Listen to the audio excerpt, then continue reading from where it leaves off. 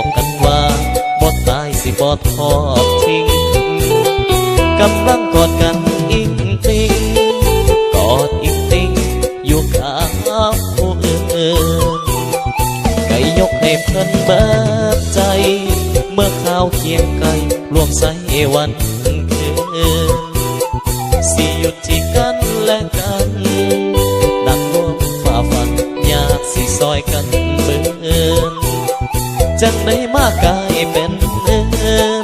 มาเฮ็ดกันใดแห่หนอใจคนแล้วคำว่าฮักกันเมื่อนั้นมันเหียทิมใสแล้วคนที่ว่าฮักหลายเมื่อนี้หัวใจเอาไผมาปนแทบบ่มีแห้งหายใจลาลอยไปทั้งตัวตนกันใจฟังเหตุผลของคนที่เศร้าฮักกัน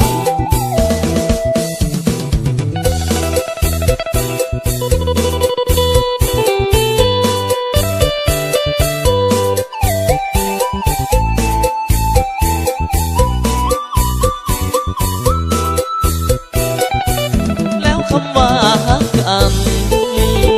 เมื่อนั้นมันเหียทิมใส